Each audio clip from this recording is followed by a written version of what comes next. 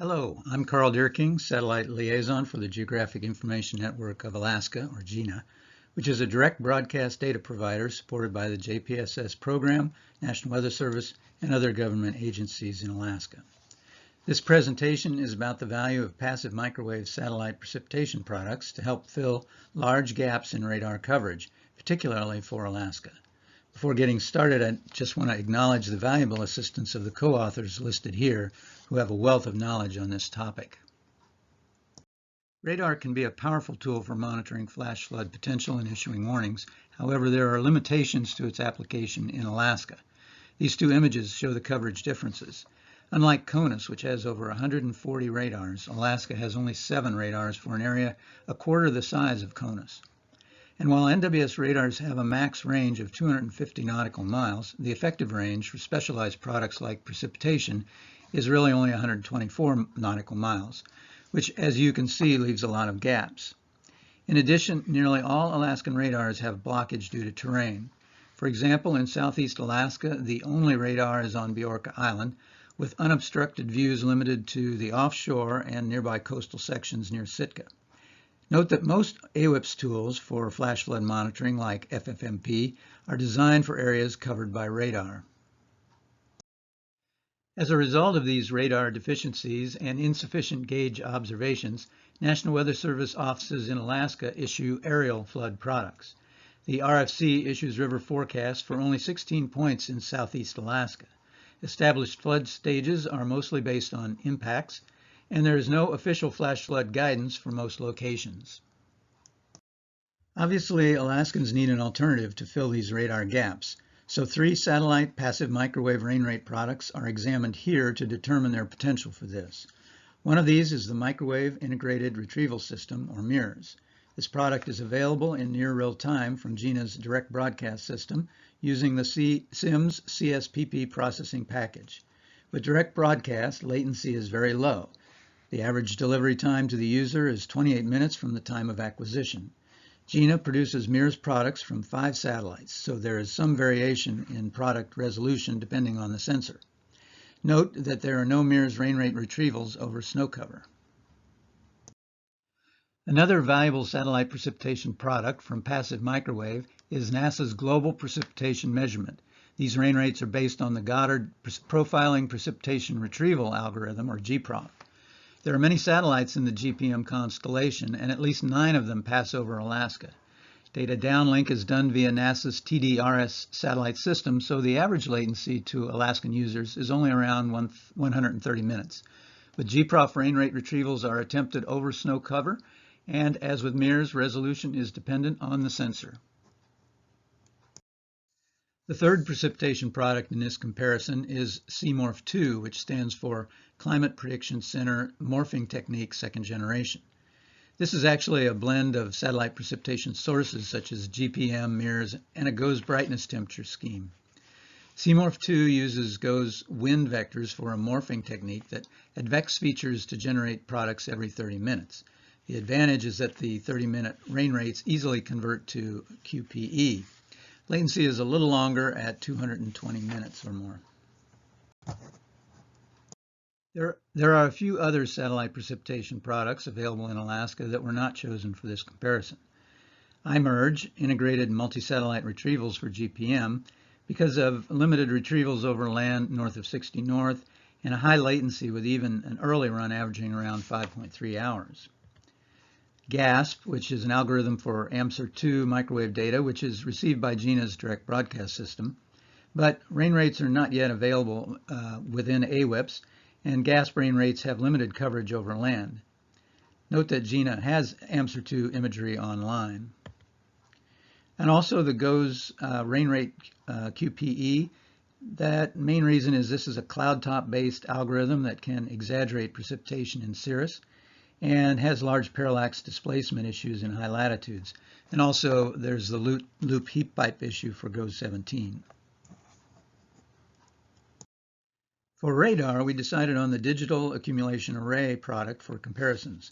This is a dual pole 1-hour precipitation product made from accumulated rainfall estimates from all scans during the previous hour. Precipitation values are not bias corrected. It uses 3 different algorithms that are based on precipitation type, which at times can cause banding, as shown here. For these comparisons, there are slight differences in the assignment of valid times. For MIRS, since it's direct broadcast, it's the time of acquisition as the satellite passes within range of the antenna. For GPM, it's the time the satellite transits into a defined Alaska region domain.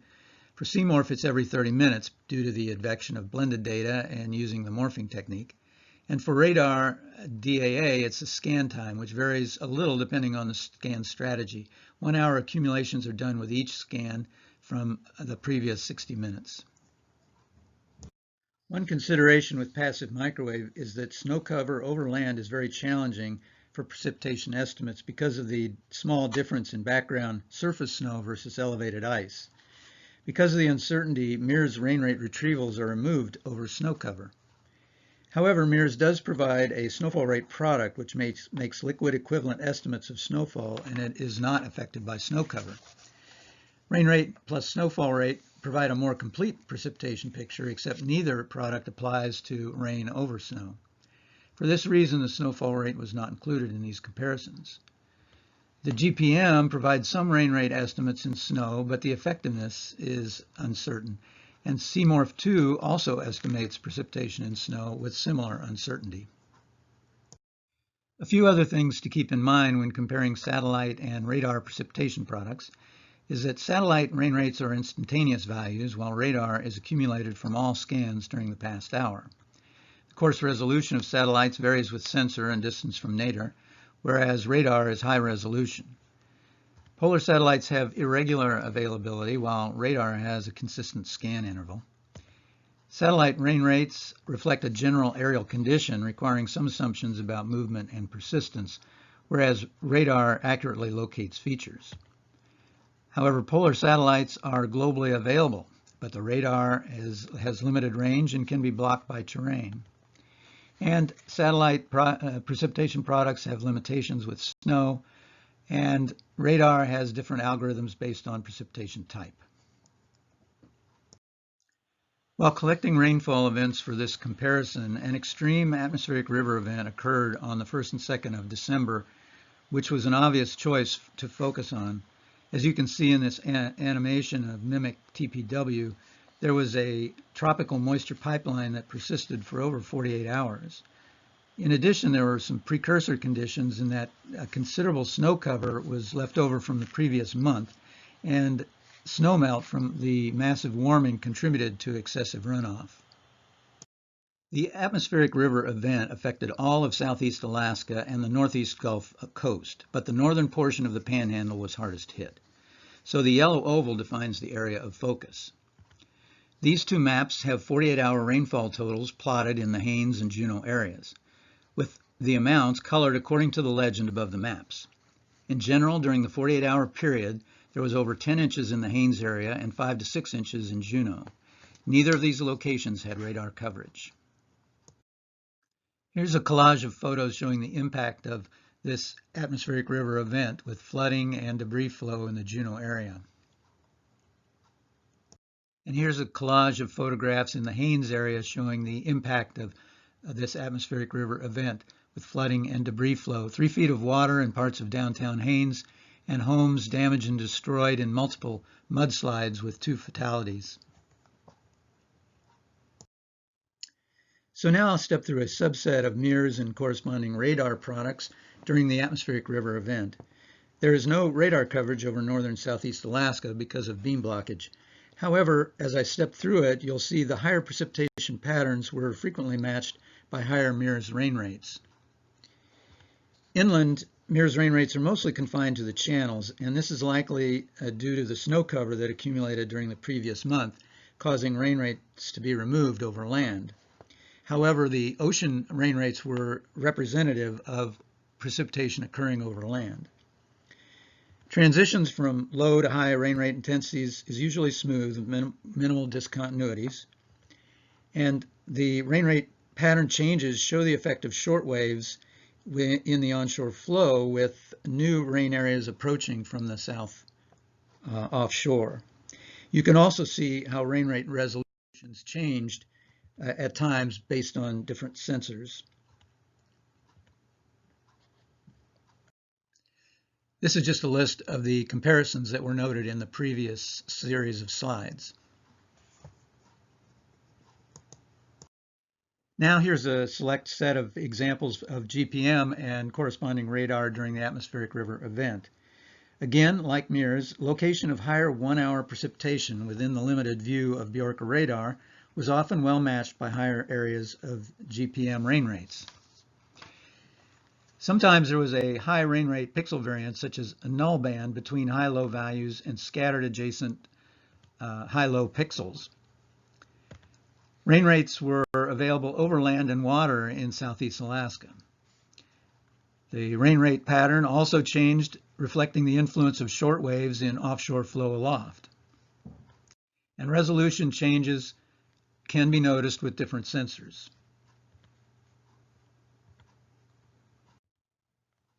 This is a summary of the comparisons that were just noted in the previous series.